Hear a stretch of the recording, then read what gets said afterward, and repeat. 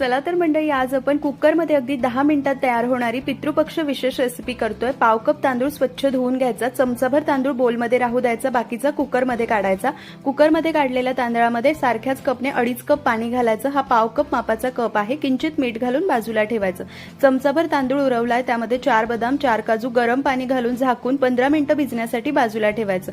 Cooker गॅसवर ठेवायचा, झाकण लावून मध्यम आचेवर 3 शिट्ट्या करून कुकर गार करायचा। परफेक्ट भात शिजलाय।